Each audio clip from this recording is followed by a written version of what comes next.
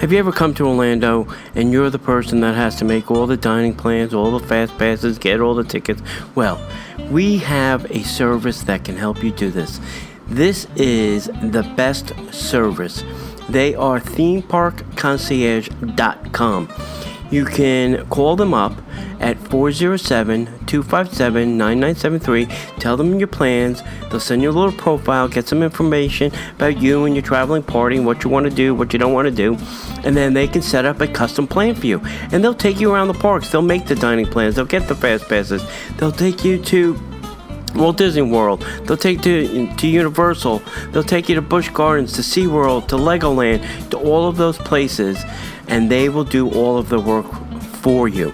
Contact them at themeparkconcierge.com. Check them out on Facebook at facebook.com/Ramon VIP Concierge, or email them at ramon@themeparkconcierge.com. I am telling you, you will not be disappointed. And if you tell them the Disney Parks Podcast sent you, you'll get 10% off your order.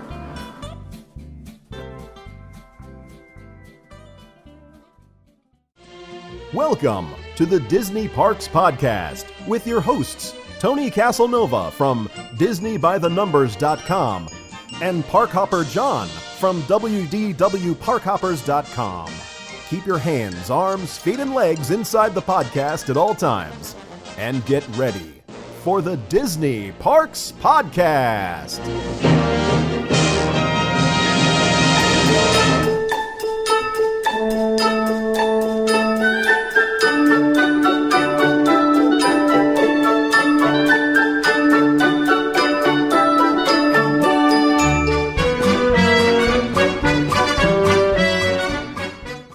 Welcome to the Disney Parks Podcast. For those of you who are watching live on Patreon, welcome.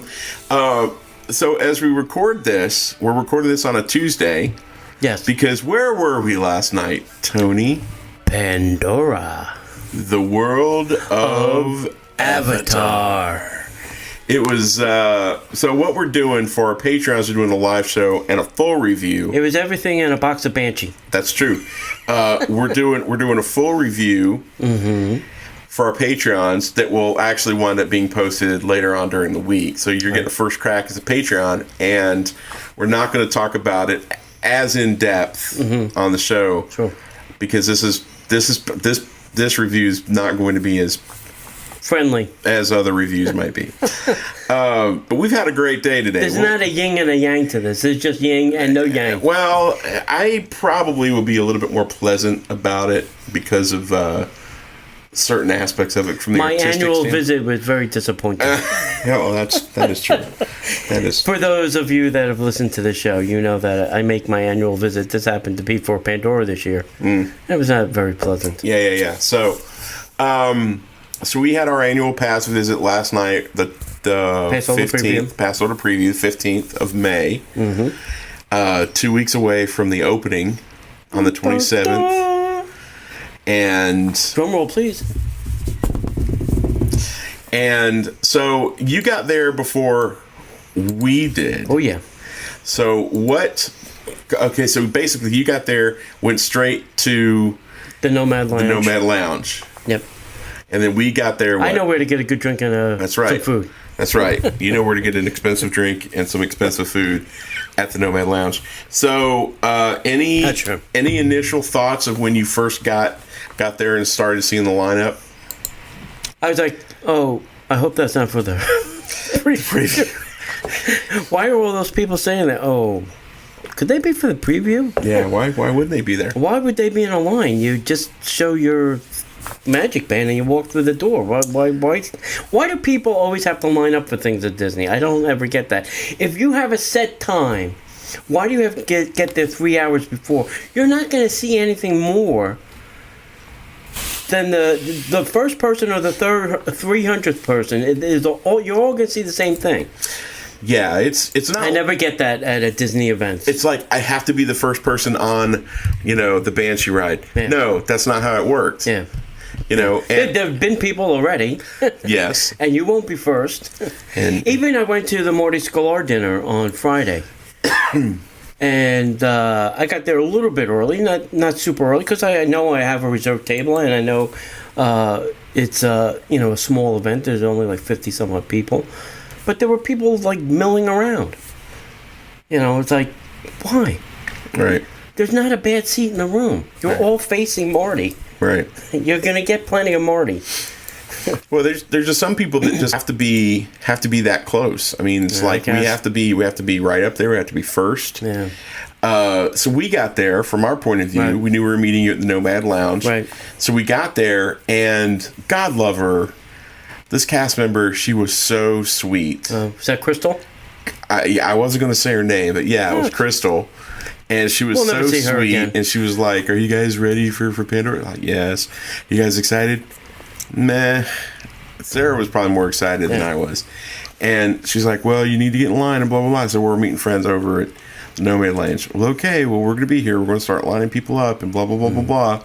So we went over to the Nomad Lounge, and Crystal comes back into the story later on in the night. She was super sweet and all that stuff. So then it was time to go into Pandora. And this is where things went awry. This was foreboding. So we go out and so why don't you explain to everybody why you were in the state that you were in? Oh, yeah, I was on an ECV, a scooter, as we would call them. I got a pinched nerve in my back, and every once in a while it goes wonky, and it decided to go wonky yesterday when I was going to be walking around, obviously. So I was on a scooter, and we started to head out towards the line, and we thought we were at the end of the line. Then the guy goes, "No, the end of the line is," as he so pleasantly put it to us, somewhere over there. Somewhere over there.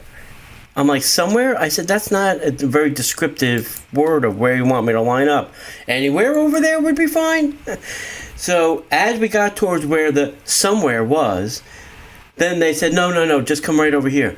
So we went right back to where we started from. So you have to imagine coming out of one of the gift shops, and they have the two planter areas that are basically just big enough for 5 or 6 people to walk shoulder to shoulder. Right. And it was just going to come right around and walk right in line. He made Sarah and Tony drive the extra 10 feet around the other planter. Right. And I just stood there. And he said, "The line's over there." And I just stood there. Right.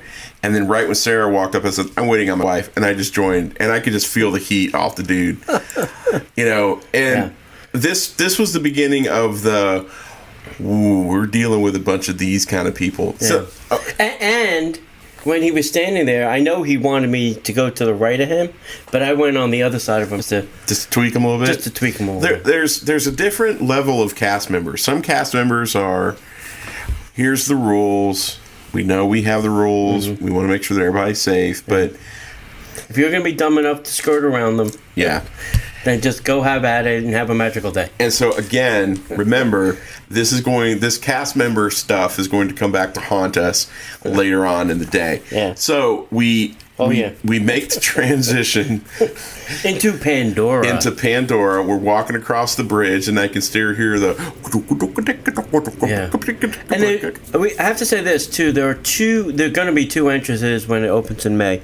One, which I think will be the busiest and probably your primary entrance, which will be by the Nomad Lounge and Tiffin's Restaurant. Right. So, how you would get to that is you're going to go over the Dumb Bridge to the Tree of Life. The Dumb Bridge. I call it the Dumb Bridge because they really didn't need to put that water there. But anyway. Well, they did when they had the boat ride. Yeah. Boat ride to nowhere. Right, the boat ride to nowhere. Yeah. So over the bridge to the Tree of Life, and then you're going to hang a sharp left by that gift shop, I think the Mercantile. Mm-hmm. And then you'll keep kind of sticking to your left. Don't head towards Starbucks, but keep to your left, and you'll wind up at the Nomad Tiffin's Lounge and the entrance, the Rusty Bridge to Pandora. The legit Rusty Bridge. Yeah. No, I don't know if I think that's fake rust. It's Disney painted, rust. Yeah, it's painted on rust. So we go across the bridge, and the audible change was nice because it started being more animal noises, and there were some roars. Yeah. And some, obviously it was some of the Avatar sounds. And then there was one point we got off the bridge, we crossed a certain line, then we could tell the pavement looked different. Yeah. Which, continuing with the Joe Rohde style of no flat pavement allowed. So, for me... Biggest pet peeve of the park. Yeah. Is that there's no flat pavement. For me, it was interesting to see the pavement was cool because it was like, imagine just a dirt road with footprints and cracks and stuff. You could see where the bioluminescent stuff was going to glow through that. Right. And I'm not sure if there's lights under there. What I really think is day-glow paint. No, I think it's both. I think it's both. It's a little bit of both, but I know that there's paint. Because I have seen one nighttime picture, and it is pretty bright, and there's no way that could be day glow. But they could be shooting some like black lights across it too, maybe. Because like some of the areas were popping last night, and there was no reason for them to pop it in. I know it wasn't lights, but hey, what do I know? Yeah. And then we had our first photo op. Oh yeah, the giant eggplant. The giant eggplant, which you might have seen pictures of this. It's a giant round. Looks like an eggplant. Looks like an eggplant with a purple thing on the side and then a purple tip towards one end, and it was kind of fat at one end and narrow at the other end. Yeah. It's an eggplant looking object. What do they call that in the movie? I don't know, but we saw it. We got pictures with it. Dear Joe. What the heck? What is that eggplant thing? And then like it was interactive, so you could touch it and it would smoke, and you could touch it and it would groan. It was just kind of neat. We didn't think anything of it. We walked away. Yep, took our picture and walked away. We'll come back to that too. We're setting a lot of hooks for how our evening went. Right. Then the first thing we came to was the little gift cart. Was the little gift cart, which was cool. Yeah. You could literally dress yourself as a Pandora-rian. Right. What are they called? Navi. You could actually be dressed like a Navi. Right. You had the Navi outfits. You had the shirt, so you could have the Navi colors on your chest. Right. We had the little Mickey ear thing, so it was like the little Navi ears. The little Navi ears. And hang on, let me go full screen so this will make more sense. So you have little Navi ears, and then you have little headband that came forward. It was kind of cool. And a little stone. Then you could get the tail, which was my favorite part. And who doesn't want a little tail? Who doesn't want a tail? Then you could also get. There was a couple other things. They had some drums and musical instruments. They had a little, the turn the drum thing, and they had the little drum where it would light up. If you saw a Karate Kid. Yeah, and then you had the little rat tail thing. You could get the rat tail thing for the back. So you literally could walk out. They have like a little bow and arrow thing with the suction cup arrows. Yeah, you could walk out being a Navi. Yeah, and we saw several people who had bought all that stuff and looked really Navi-ish. So that was kind of neat. We didn't get the prices on any of it because it was all expensive looking. Yeah. But it was cool. I'm not going to buy any of it. Yeah, and so I'm not worried. So we didn't really know where we were going. Yeah, that's I guess the new part of going to these new lands. That Fantasyland that opened up when they did all that. You don't know where you're going. I mean, if you blindfold me and put me in the middle of the Magic Kingdom, I can walk around pretty safely, probably, without bumping into many things. Because I know where everything is. Right. But this is completely different. We've never been there. We don't know what it's like. I looked at the map online a little bit so I can understand where certain things were. And kind of had an idea.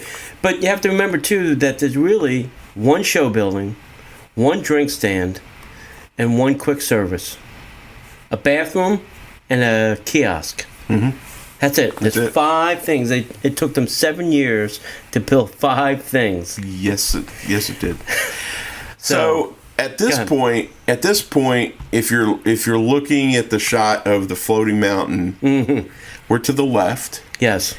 And that was the entrance to the Navi River Journey. Correct. So we're standing there underneath the floating mountains with the waterfalls and stuff. What were your thoughts?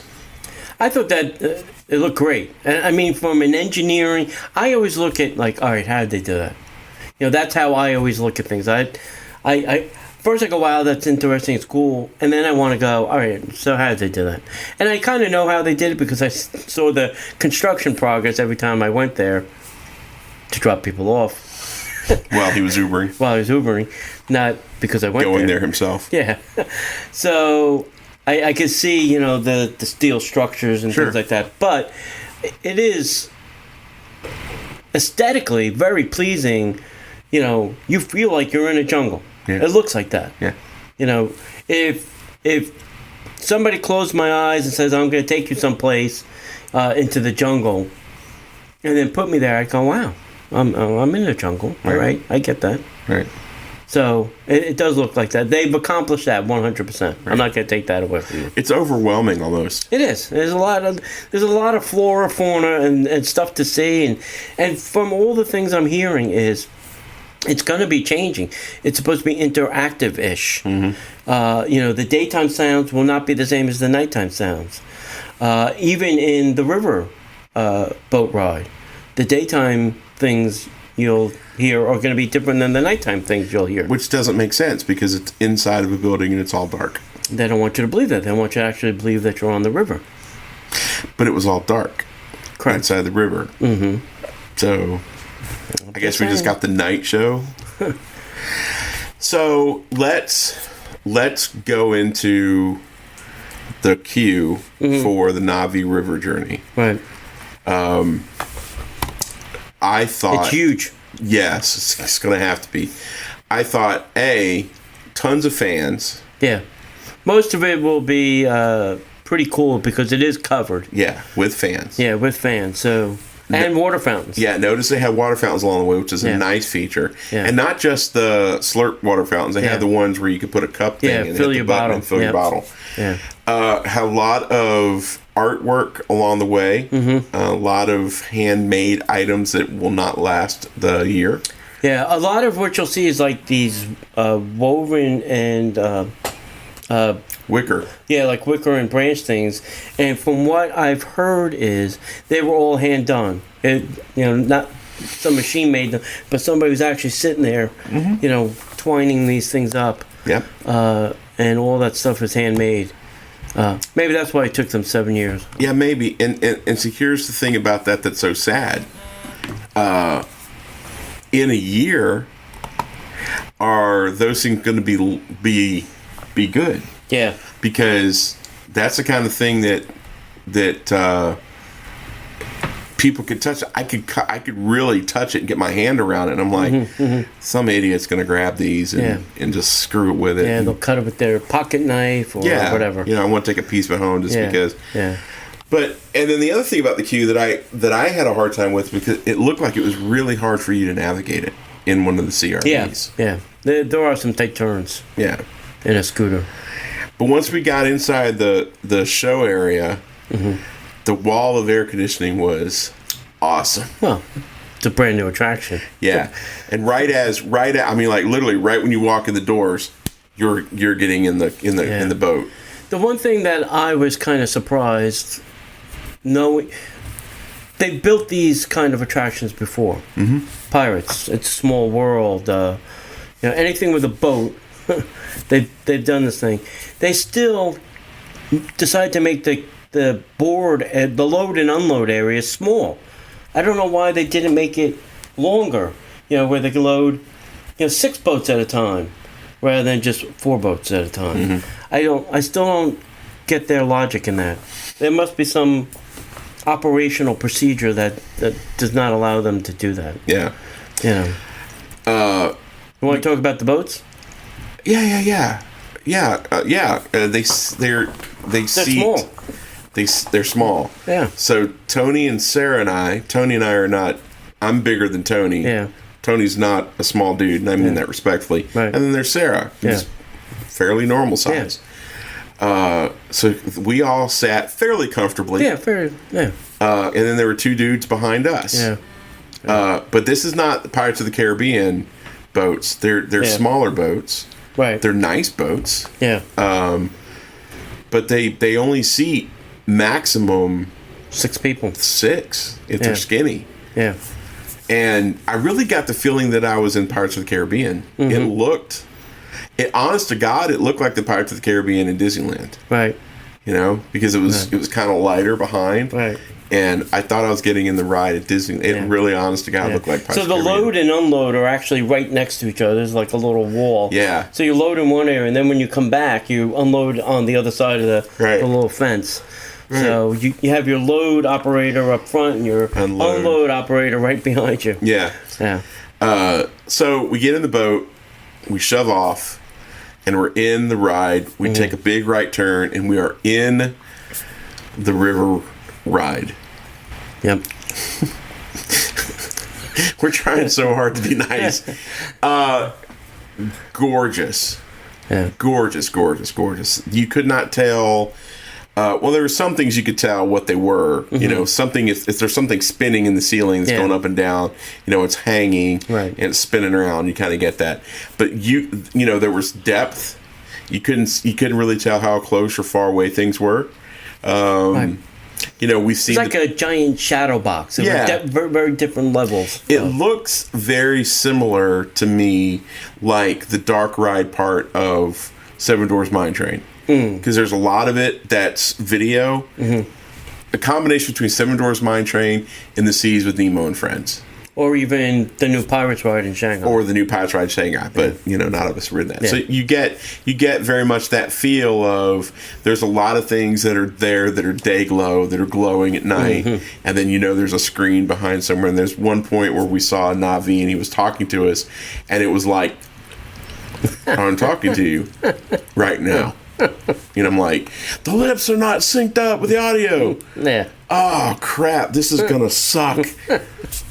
So that was pretty cool. Yeah. We went around. There's a couple of really cool. I don't want to spoil too much, but if you don't want to hear the spoilers, you should probably turn this off. There were some really cool things. Like there were some things hopping over our head that you could see them hopping, and it was making the things shake above us. I thought that was excellent. Yeah. And well, let's talk a little bit about the shaman too, who's singing. Let's talk about the shaman. So this is I went to this lunch with Marty Sklar. It was a dinner with a Disney legend on Friday, and what they usually do is they usually put a little guest person at each table, like a Disney person, to kind of feed the conversation. Because probably if we were just Disney fans, nobody would be talking to each other. That is true, because we're all nerds at heart. So I was sitting next to this gentleman has been working in Walt Disney Imagineering, but in the mechanical department. So his job was to fix and maintain audio animatronics. Right. So I had asked him a couple of questions. One was, we all know the witch in the Great Movie Ride is what they call an A100. And that is the gold standard of animatronics. And the reason that is because those animatronics were built with what they call compliance. That, when you move your arm, when I do this as a human, I can make my arm stop wherever I want. And with an animatronic, we go, whoa, whoa, whoa, right. And it would kind of vibrate back in the old days. Right. So the A100, the witch, was the gold standard where they were able to build into that compliance.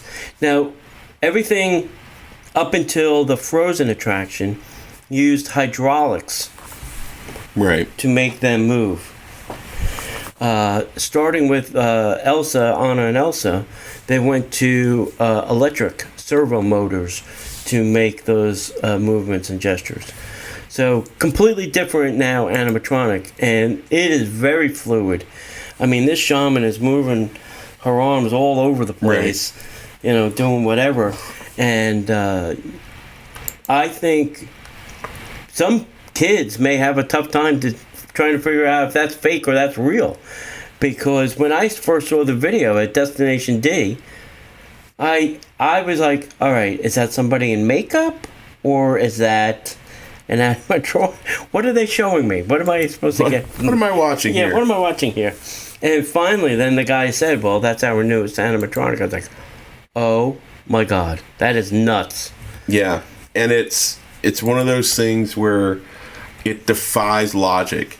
It's your brain is not able to connect it because it's bigger. I mean, the Na'vi are like 10 feet tall. Yeah. So you look at it, you're like, that is wrong. That is just so wrong. And then you see her singing and moving, and she looks real.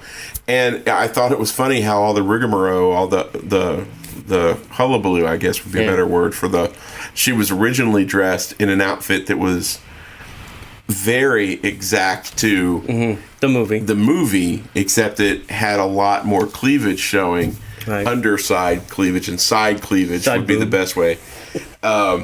Whereas they put an outfit on her. Put a Mickey shirt on her. They put a 2017 shirt on her, so to celebrate it. Can you go to the gift shop and get a shirt? So no, they had a really nice outfit that blended in pretty well, and it was a shorter shirt, so you could So go online, probably on YouTube on no, it wouldn't be D23. It'd probably be Disney's YouTube channel. You'll see the original footage without a shirtish.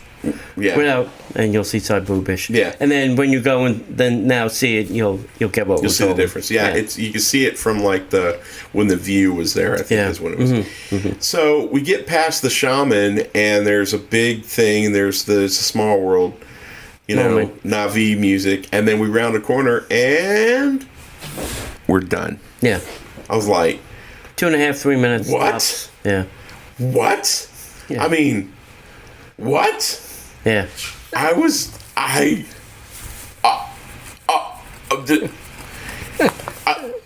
this over? Is there another part I need to get to? You got to be kidding me. So we get out and we walk out, and I'm sitting there going, what did I just witness? I was in shock because I was so shocked by the shaman was great. The effects of the things jumping over our head was great. The two lion things and little lion-y looking cubs and everything was cute. And that was it. Yeah. That was it. No magic band technologies, calling out my name, your name. No happy birthday, Na'vi. Yeah, no groundbreaking, really anything. So that happens, and then we immediately start setting our expectations for lower. Well, no, I went the opposite. I was like, and the other thing about that whole ride, did you notice how low the ceiling was? That was off-putting to me. It felt like the ceiling. Probably a low ceiling for two reasons. One, they wanted to make you feel like you were in a river ride with a big canopy, and also the other attraction is on top of your head. Right, but they could build higher. No, because it might ruin the sight lines from other places in the park. I understand. Which people, I think, are starting. Some people mention that. That's why they're moving the bus stop at Animal Kingdom. Right. It's because right now when you get off the bus, you can see, boom, the show building right there. And people are complaining that they don't like that, so they're moving it. Why do they care? Because when you're parking your car and you come around that corner, there's a show building. It ruins the sight line. Yeah. Oh my God. There's other things to be pissed off about Disney. Well, they're moving it. So it's over. So for me, I was like, okay, so they must have spent a majority of their 7 time years really thinking through Flight of the Banshee or Flight of Passage. Avatar Flight of Passage. Yeah, so we got done with that. We walked around because one ride entrance is on one side, the other entrance is more in the center. Right. And it was time for our fast pass, right? Yeah, we got over it. So it was like, let's go ahead and do it. This is it. Yeah. And we get in, we start the incline. You have to actually go up. You have to walk up. Yeah. And there are, what Mark was telling us, is we went up one way, but then they can direct you to the other side of the queue, and there's actually a set of stairs people will have to climb to get to the second level. We were on the first level. Right. So there are stairs. So I think because we had a scooter, we went on the one level. But I think if you're able-bodied, if you're not in a scooter, you might be going upstairs. I don't know about that because the queue actually, you're probably right, but that queue is actually pretty well formed. There's a lot of animal carvings. It's a huge queue. It's a long ass queue. Yeah. Well, it has to be because people are going to be waiting in line for a long time for this ride. Yeah. So we go through, and there's like handprints. There's human handprints, and then there's Na'vi handprints. Yeah. And I realize we go from like an outside rock structure, right, to what I'll call the dungeon. Well, in the belly story, of the beast. Right, in the story, this is set several hundred years past when the next 4, 5, 75, however many Avatar movies they're going to do, if they actually ever physically get around to making them, takes place. So we've had war after war after war, and then the planet is starting to reclaim itself, and this part of this rock mountain has kind of grafted itself onto one of the RDA facilities. RDA was the company of the mercs that came in to terraform or whatever the heck they were doing in the original movie. And so you go from this rocky, natural, organic look to this very sterile, feels like you're walking in the utilidors, or you're kind of walking in a dim version of the dinosaur ride. You've got open pipes running and all that stuff, and you're still continuing to climb, and then all of a sudden you find yourself at the end of a walkway. Right. Now, before we get to that, we were supposed to go through this area where they had the Na'vi in the tank. Yeah. The only reason I saw it was because Sarah said... that's the other queue. Yeah. So I didn't see that at all. We saw, I think we were on the other side of that. Yeah. That, lab. We were on this side, but I think, like I said, I think there's another queue. And it was very dark. Yeah, very dark. And I couldn't see it, and I was pissed, because that was the one thing I wanted a picture of. So, and again, foreshadowing. Yeah. So we get to this queue, and super awesome cast members are there. Right. And they say, okay, you're going to be you're going to go into Theater D. Right. We had to wait for about 15, 20 minutes. Yeah. The length of the attraction. Or the length of the preview show. Right. The preview and the attraction. Yeah. Because everything cycles. Yeah. If you're in the queue, people are in the preview. If you're in the preview, the next thing's the attraction. So you have to, So... Queue, preview, attraction. Right. Yeah. So the first phase, we were waiting. Right. The second phase, we go into the queue area. Fascinating how they did it. You want to explain it? You want me to? I'll explain the preview. So you walk in, and allegedly your cast member will we'll give you a number. Yes. Me, John, and Sarah were 1, 2, 3, so she really didn't bother with us. We were the first 3 people. Yeah. We were smart enough. The floor has numbers on it. Right. 16 people to each pre-room or each attraction load. So we went 1, 2, 3. And you have to stand on your spot. There's a little camera, and then the screen kind of tells you if you're standing in the right place. Right. And it kind of knows that too. And then this guy comes on and then starts telling us. What we're going to do is think of like Test Track. It's exactly like Test Track used to be. Right. When the guy used to tell you, "Hey, we're going to take you through this thing, and you can hit the bumps, and you can test the brakes, and blah blah." Now it was just a little different. He's telling us that the Avatar is going to mind link up to us, and we're going to get on a Banshee. It's a rite of passage that the Na'vi get to do. Blah blah blah blah blah blah. Right. There's going to be safety restraints. You're going to have to put in the thing, and then the thing will come up on your back, and we'll get to all those problems, and then that's it, and then you go into the attraction. Yeah, and his delivery was really dry-ish. It literally was like, so we're going to get you into the Avatar Center. You're going to get your vehicles where you're going to be linked to your avatar, and then you're going to fly. Yeah. And we had closed captioning, and it literally was like ride vehicles and fly. Yeah. I'm like, what? So we go, and the coolest part for me was when it was syncing us up, quote unquote, I'm using Tony's air quotes, syncing us up to our avatar. Right. They were shooting in another camera that was kind of showing us in a digital form. Right. Not like. It was really cool. We looked like we were in the Matrix. Yeah. So it says move around. So we're all like, and I'm dancing and all that stuff. And it showed us on the screen. So it was kind of a neat use of camera. camera technology. Right. So then Yeah, it said, that was okay, fun. now we're going to walk you in. Right. Rows 1 through 8, or people 1 through 8. Yeah. Go first, and then 9 through 16 follow. Right. So basically, there's 16 ride Kind of like vehicles. in a U shape in the preview area. There's 16 ride vehicles separated 1 through 8, 9 through 16 by a wall. Right. And then they had the storage areas. Well, a handrail. Yeah. No, it's a wall. It was a wall. Yeah. Yeah, because we had to walk through into the other chamber. So behind us, they had storage. So Yes. you could put all your backpacks and stuff. Cameras. Everything had to come off. Yeah, everything had to come off. Sunglasses, Clothes, hats. Yeah. undergarments. Well, we were going to sink to an avatar. Small children. Small children. Pets. Pack animals. Pack animals. Yeah, exactly. So Banshees, whatever you were carrying. So then we go and we sit on these things, which look very much like A motorcycle. Yeah. When you're riding a video game motorcycle. Yeah. So it has like the motorcycle seat. And this is where we started running into the problems. Oh, yeah. So Let the fun begin, my friend. as the whole thing is, it's a semicircle that comes to chest level. Mid-chest. Mid-chest, Most and you probably. scoot in as far as you can, and yeah. there's handrails right outside of there.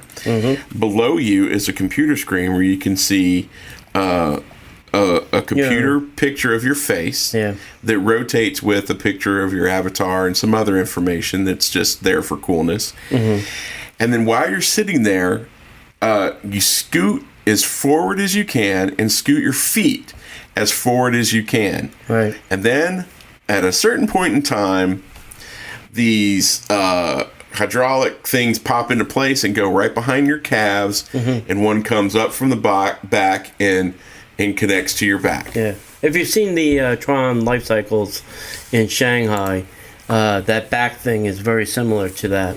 Right. Yeah. So this is where we start bumping into problem. Oh, yeah. So Literally. the thing is, First, they started with you. first it started with me.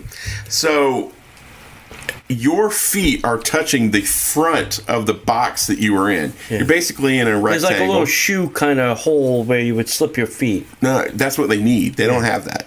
Well, that's where you slide your feet forward into, the little thing there. Oh, I missed that. How did I miss that? I don't know. So I've got my feet as forward as they will go, and this thing comes up and hits the back of my calves. And she said, "Sir, your ankles aren't fitting. Can you push your feet forward? Right. Can you go up on tippy toe?" And she was trying to get to where my calves would go forward enough to where these little calf things would lock into place. Right. She didn't say anything about the thing behind me, so I'm assuming that it locked okay. Right. But the calf thing wouldn't lock, and she pushed a couple times, and she's like, "Sir, I'm afraid you're not going to be able to ride the ride." Yeah. Okay. So she pop, I get out, I walk out.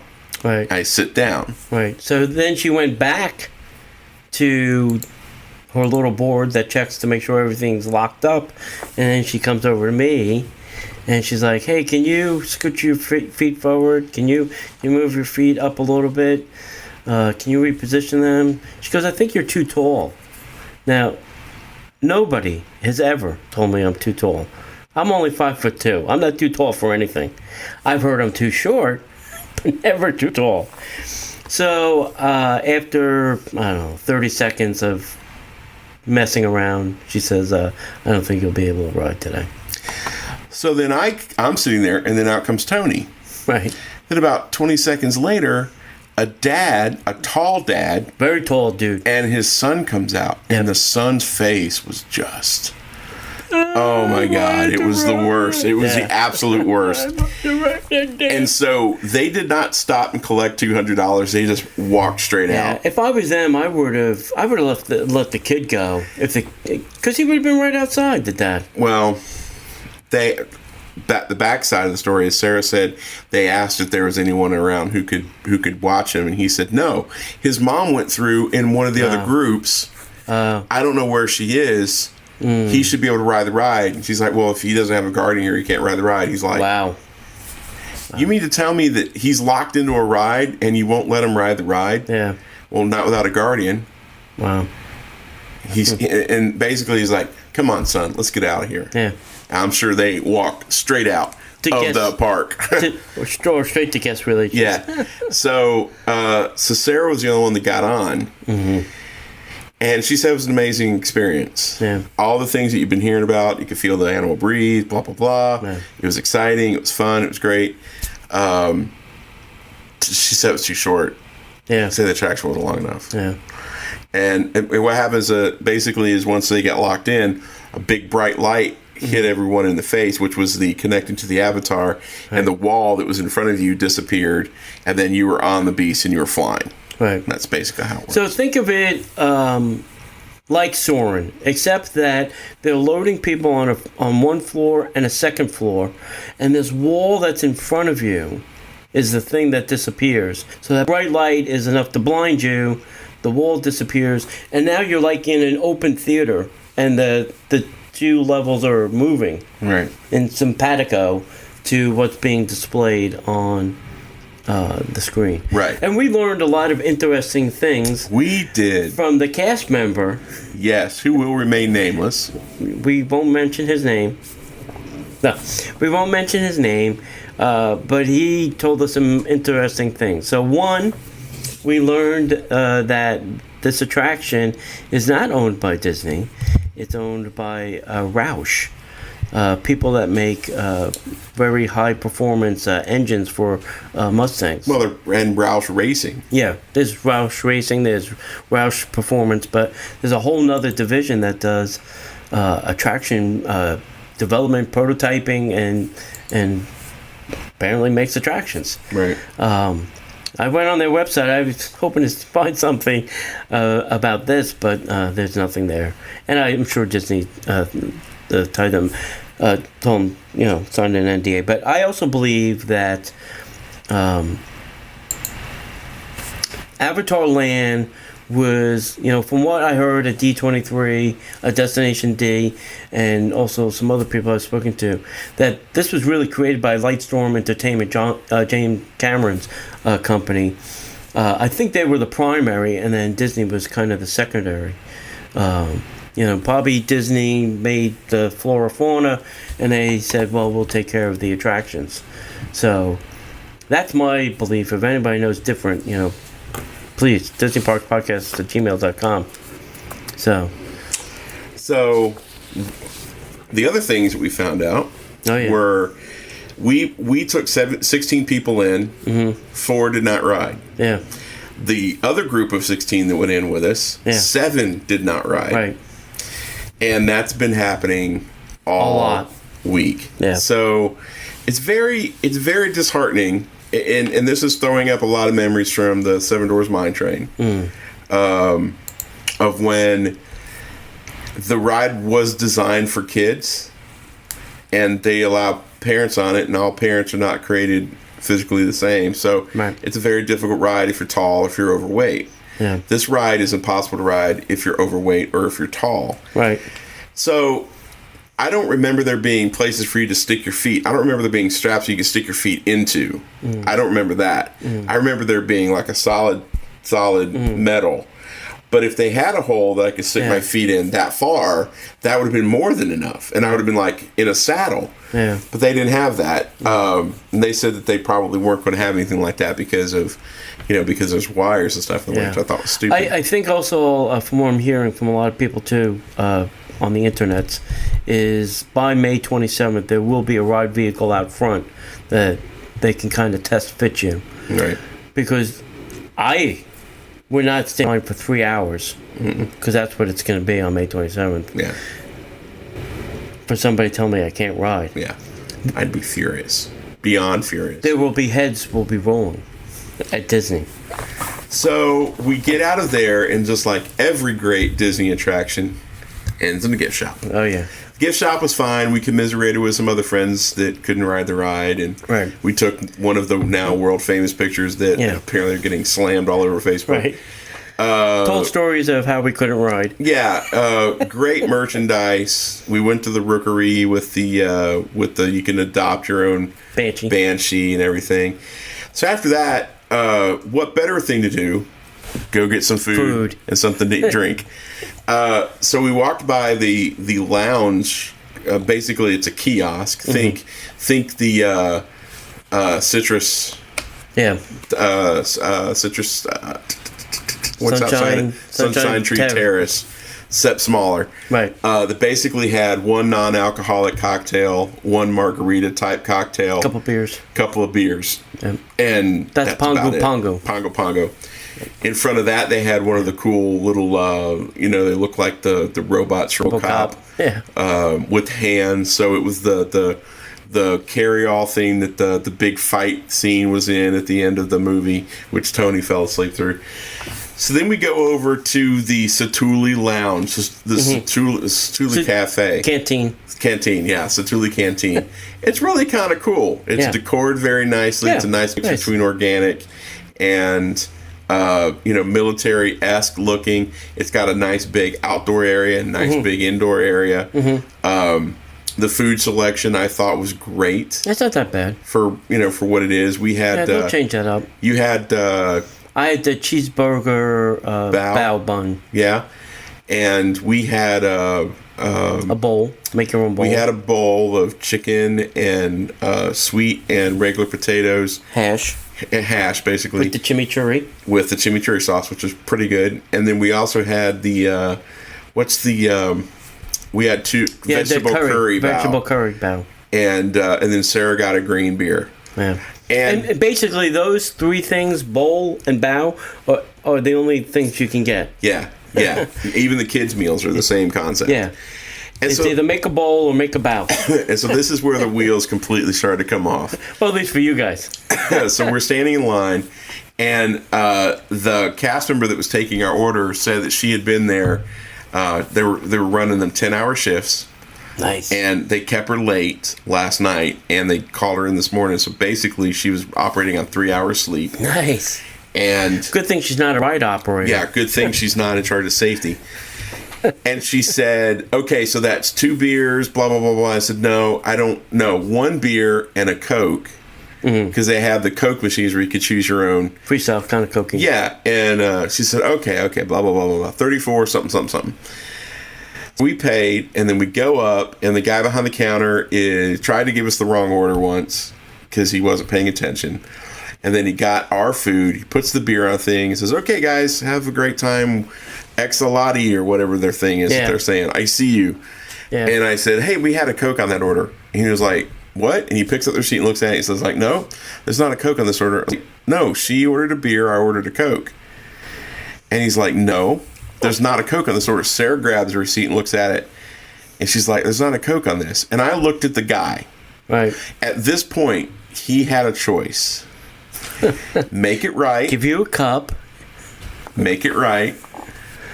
Or do what he did. Right. So he chose the latter. And I looked back at the girl that ordered with, and she was already dealing with somebody else. And I reached for my wallet because I'm willing to pay for. I don't want something for free if I didn't pay for it. Mm-hmm. And he was like, no. You have to go back out and go through the line again. You can't just walk up and order a Coke. And it was our anniversary weekend, and we had a happily ever after 11-year anniversary pin on. Yeah. And I literally grabbed the pin, and I said, what? And he was like, yeah, you can't just go order a Coke. You have to go back through the line. And I was like, it was your mistake. Right. I'm not your mistake. It was her mistake. Yeah. He was like, well, I'm sorry. There's nothing I can do. Right. The profanity that I said from the time I left that area to the time I sat down, I don't think I've ever put all of those words together, and I'm embarrassed to say this in public, in a Disney park in my entire life. I was so beyond pissed. So I go get, Sarah goes and finds you, puts your tray down. I go get silverware, and I sit down, and I'm still pissed. Right. Guys, if you're listening, and I know we get a lot of cast members who listen. Yeah. And I'll say that I'm going to go full screen so you can see the bright blues in my eyes. I love Disney cast members. You have the crappiest job in the entire planet. You have to deal with tourists all day. But if you have an opportunity to make a little magic, coming off of not being able to ride the ride, Right. For a 4-cent cup for 10 cents worth of Coke that would have cost me $3.50, that I was willing to pay for. Right. But just hand me a damn cup. Right. And just say, hey, you know what? We made a mistake. This will make it right. The cup's a half a cent. The Coke is a cent. Yeah, we're sorry about the mistake, and I'm not going to make you go that line. That's just stupid. Here's a cup. Have a great day. No, didn't do it. I was so furious. So we ate, and the food was great. We made a couple of new friends. Meal was good. How was your meal? Cold. Yeah. Yeah. I think they forgot the part of keeping it warm. The top was hot, right? No. No, it wasn't? No, it was ice cold. Jeez, oh Pete. Yeah, the whole thing was ice cold. Our food was actually pretty warm. The burger part inside was lukewarm, but not the way it should have been. You know. Yeah, it's the same problem that they have at Food We Wine were at Fest. Marimoto's the day before, and my dim sum bao buns came out hot. Right. This is the same problem they have at Food and Wine Festival. Mm-hmm. You can't pre-cook those bao buns. Yeah. And try to keep them. They get cold quick. Yeah. So we get done with dinner. We start to head out as we start closing up, as we start winding down the show. Right. And we did a nice little video, which by now you've probably seen. No. Disney, by now. Yeah. This will come out on Friday. Sure. You see on Disney Parks Podcast on Facebook or somewhere else. Right. Did a little video. Then we start walking out. And then we come back to our good friend, the eggplant. There will be a video that I will put up, but you're going to have to go to facebook.com/WDW Parkhoppers to see it. Here's how the plant works. The plant has a large opening on the top. It's an interactive plant. If you touch it... Outside. Yeah. Yeah. On the side, yeah. If you touch the plant, it makes a noise, and it has an action. If you stick your hands into the plant and rub, it makes the top smoke. Oh, yeah. If you reach your hand up into the opening area, that is... I can't even describe it without... I can't even describe it. Just say there's a thing there. There's a thing there. And you rub it. It groans. Mm-hmm. And then it starts smoking out the tip of the smaller tip of the eggplant. Right. Starts smoking. And then it shoots water for a good 10 feet.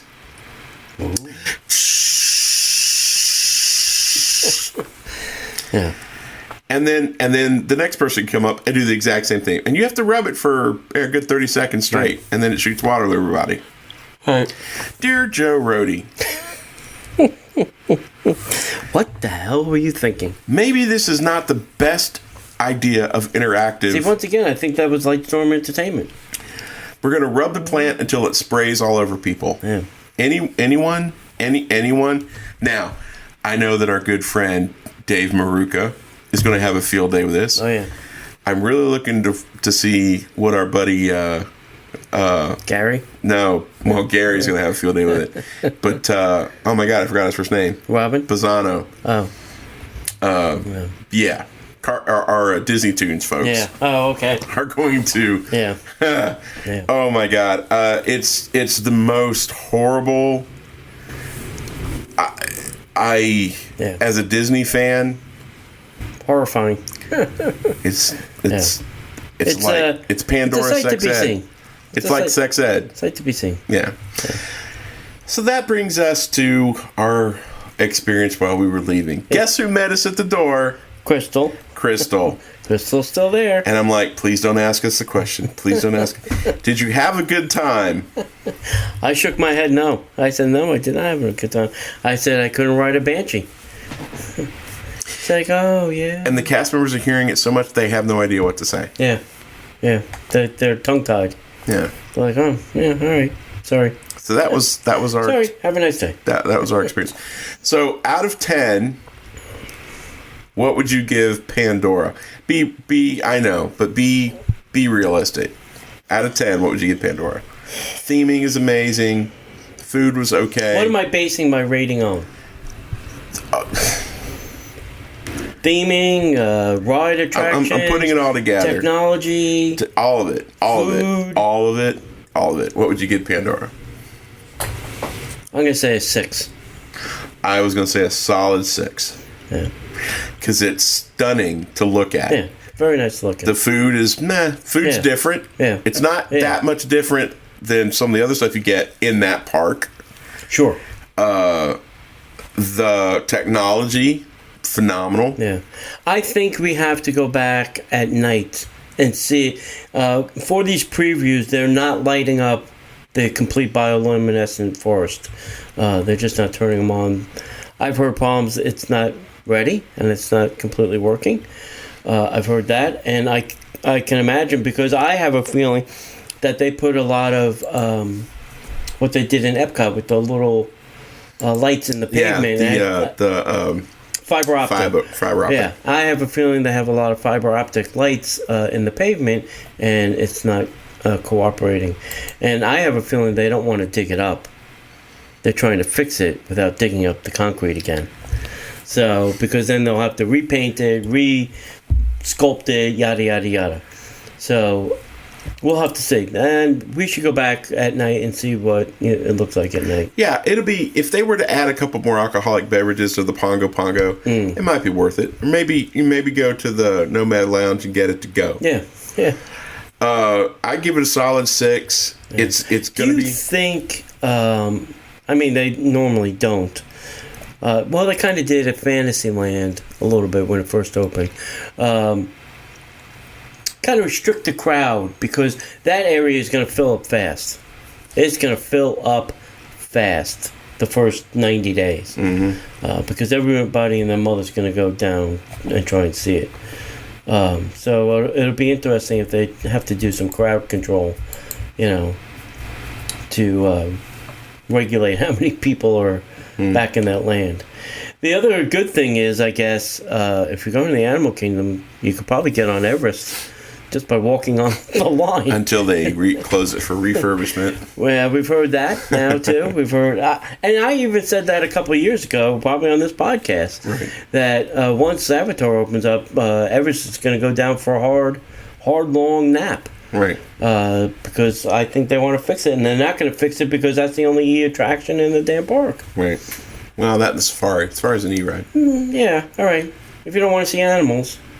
Yeah. That's not an E-attraction for you. Well, if you don't want to see animals, there's no reason to go to the Animal Kingdom.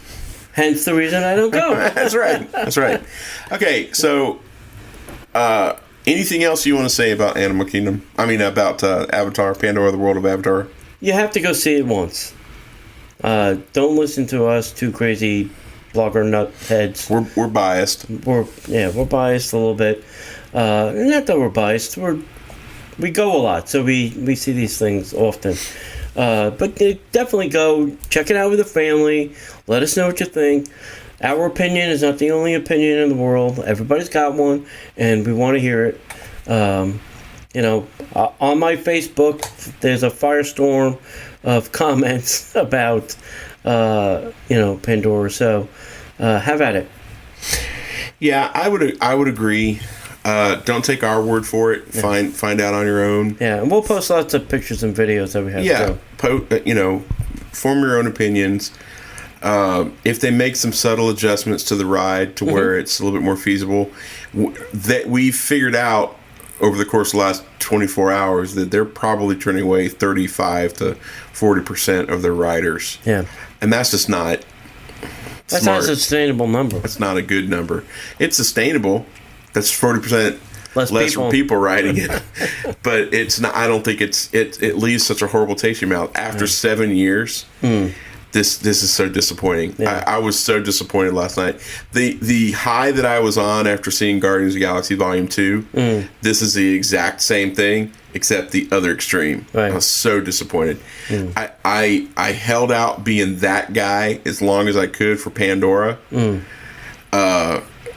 I remember having conversations with people saying, "Oh, dude, this is it. This is going to be the Harry Potter killer." Yeah. Well, kids, quote me on this. Harry Potter stuck his wand up their butt. Harry Potter's got no worries. No worries at all. He's fine. He's all good. He's good. He may have that little scar, but he's fine. He's not going anywhere.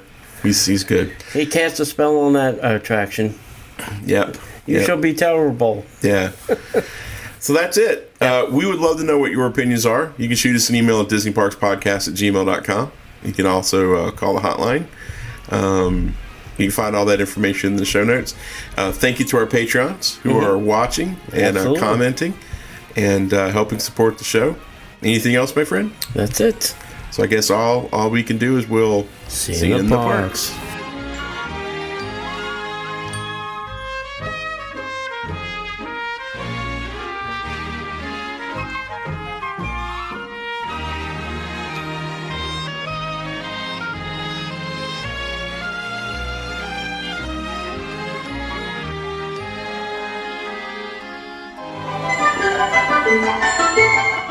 The Disney Parks Podcast is not affiliated with the Walt Disney Company.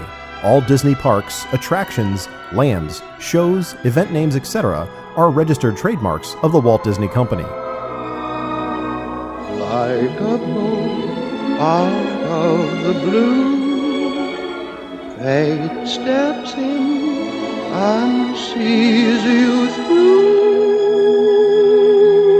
One you wish upon a star.